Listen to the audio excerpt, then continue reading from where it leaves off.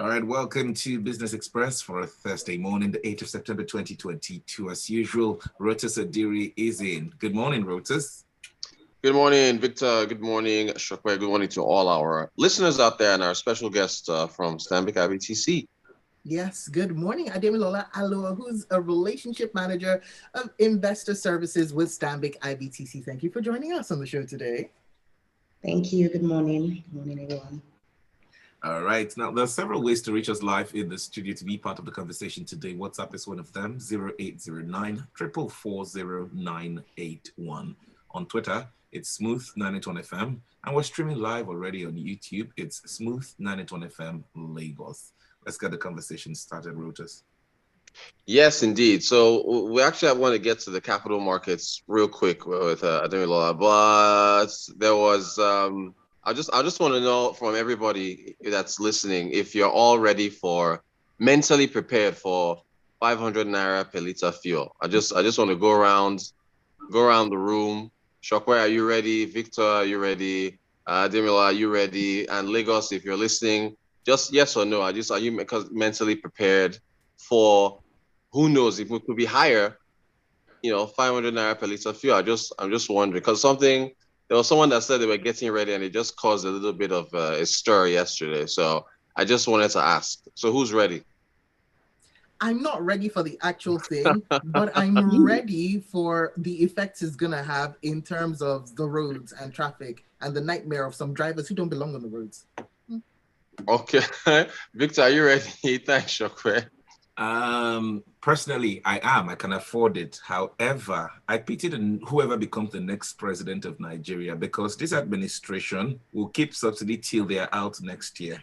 The next person will decide if he wants to continue with subsidy or not. And if he says no, then Nigerians who do not understand will come after that person and say, you've not even gotten into office and you're taking off subsidy. Because if it sells at 500, hardship. Bottom line, hardship. I need to be rolling with you. Let's roll with the big boys. Huh? You're but you can afford 500 naira. I love it. Ademilola, are you ready? Are you mentally prepared? Well, I think it's easier said than done. We all know, it's very likely to happen, and we know what it can mean in terms of the new cost of fuel. And it's not just fuel, because usually when fuel, something as critical as fuel increases, everything will increase. Right. Mm-hmm. Food, even food. So people like you and me who can afford it in a way would adjust. But what about the layman on the street who is currently struggling with the prices where it stands now?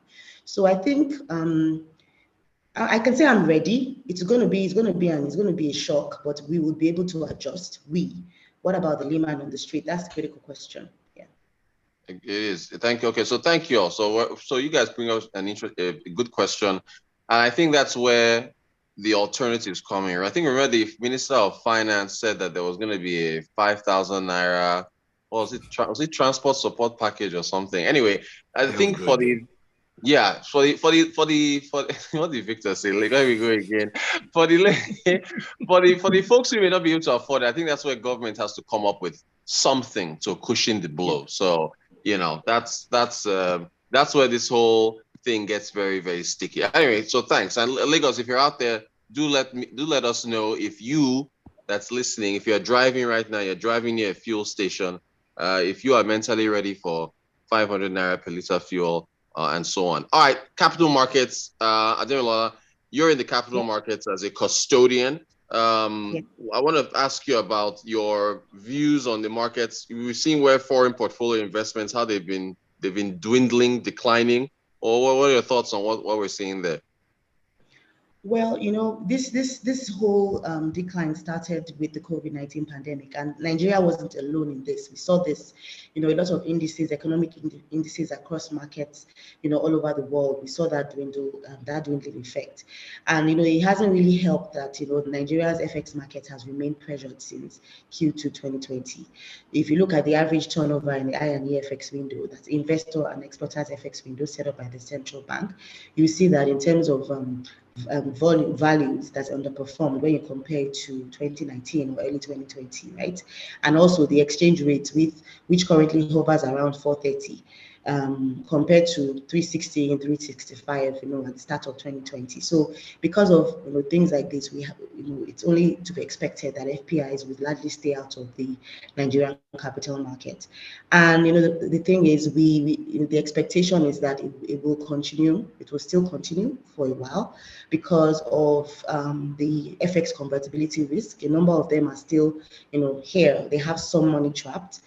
There's no free flow in and out of the country at the moment, and also the perceived overvaluation of the USD NGN exchange rates. They are comparing the parallel market in quotes to the official market rate, and you know there's a perceived overvaluation there.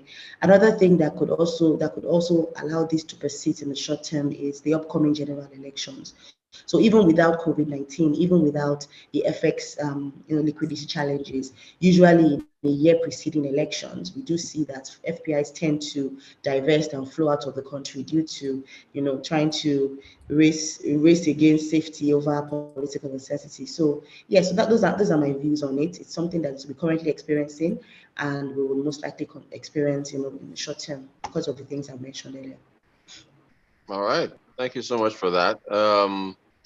So historically, have we been here before? Were we here in 2016, or what does history say?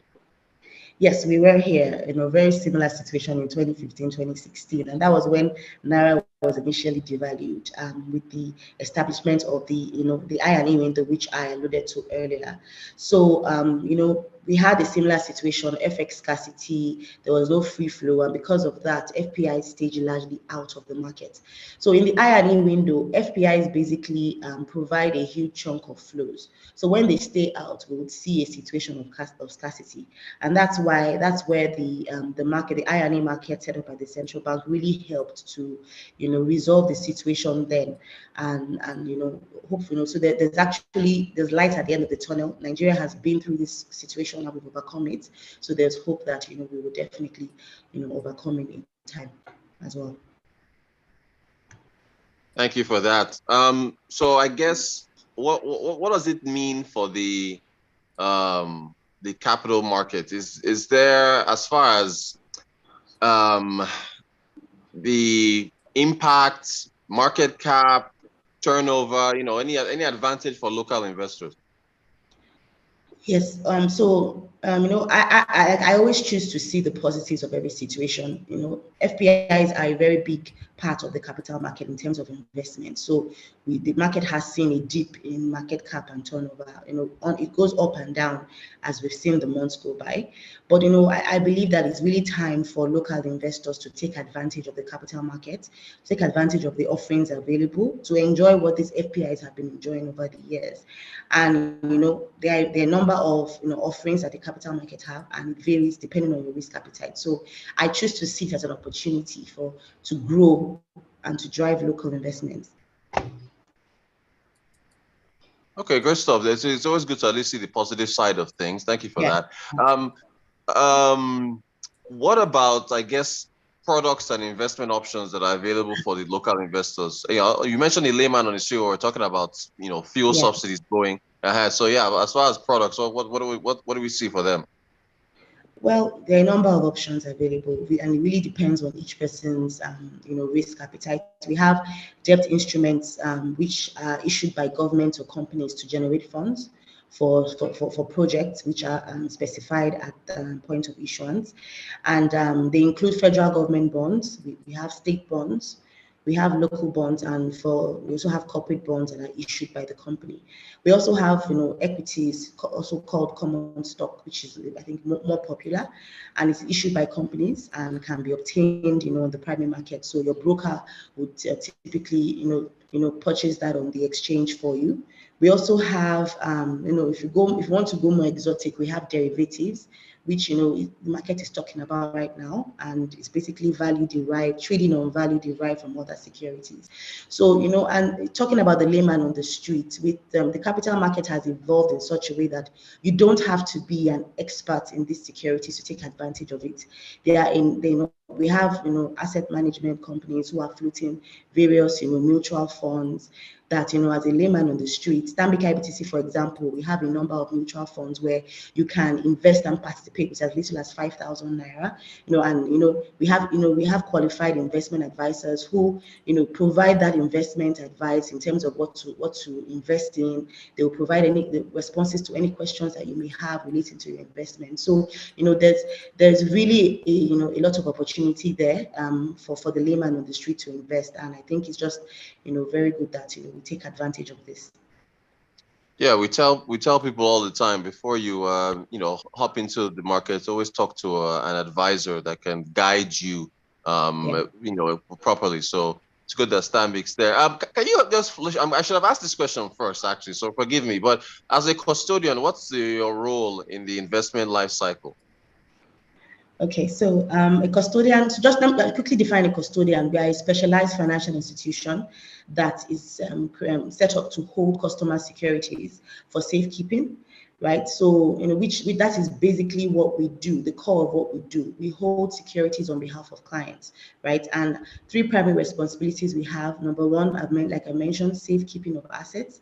And because we hold these securities, anytime an investor carries out further transactions, either they buy more or they sell more, we are responsible for ensuring that those transactions settle. And we receive those securities, we maintain a register, and we ensure that proper and adequate reconciliation is done.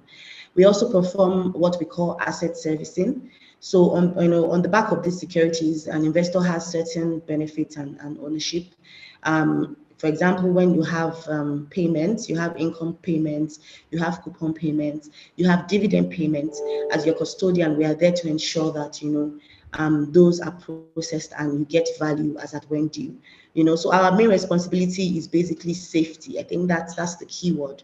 And over the years, our role has evolved. We started out in 1994 by providing custodian services to FPIs mainly because they needed a representative in the capital market to hold securities on their behalf. But with the evolution of regulation, increase in oversight by the Securities and Exchange Commission, the central bank, custodians have taken on a role, a much larger role in terms of safeguarding clients' assets and ensuring accountability. We mentioned asset managers, mutual funds, with banks. Clients invest through these institutions, and just to ensure there's accountability, custodian is there in between. So every transaction, every security, every cash transfer that happens on investors' money is passed through a custodian, and we are like that third party that ensures that the assets are safe. The transactions settle appropriately, and we're able to provide reporting to the regulators, to the end clients if required. So in a nutshell, that's basically our role and in the capital market. Okay, we've actually got a number of messages coming in with regards to the question that Rotus posed at the beginning of the episode. So let's take some of them. This first one comes in from Osas, who says, at 500 naira per litre, you need 25,000 naira to buy 50 litres. Inflation will go off the roof as prices will all balloon. Employers will have to downsize to manage costs. So if you are a salary earner, you cannot afford it because your affordability is dependent on your employer. Now, Kunle says there was a time when if they removed subsidy, petrol would sell at around 170 naira. Subsidy stayed because of the supposed impact. Today, fuel cells are just about that. Even with the subsidy, it's all just kicking the can down the road.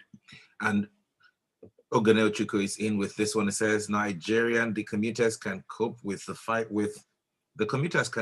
with these 500 naira for fuel, but the Agboros, the election rigging machine on the road, are the additional factor that will make the situation unbearable. Mass transit by rail is an option.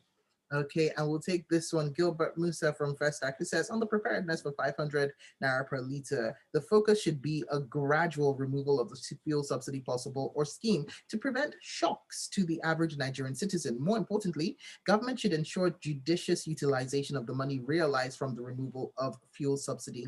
Whilst Rita says, Sorry, Ovis from Yaba says, fuel at 500 naira per liter. If it's not my event, it will be virtual attendance, even virtual food as well. Feed my eyes more than my stomach.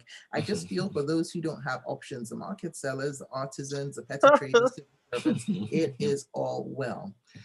All right. But yeah, that is key. It needs to be gradual because, boy, I'm not sure we're ready for that kind of shock. I don't have a problem with being positive, but it is not proper not to look at both sides. The Nigerian economy is very risky and people should be advised properly. Emeka is the one who sends that in. That's all right for today. More messages are coming in. Ahmed from Ogudu is saying, with Dangote refinery, will there still be subsidy? No, they will not. He's not going to sell you subsidized fuel. But Dangote is a private guy, so that's why nobody should expect that the price will come down because Dangote is there. And Business Day has an article on that. Anyways, thank you so much. We hope our refineries in Nigeria begin to work. What year, I can't tell. But let's keep the conversation going on Twitter. It's Smooth981FM. Rotan quote is to tag Rotus or Diri into it.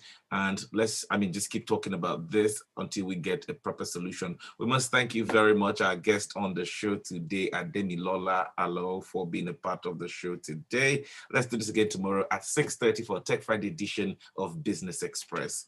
7:30, freshly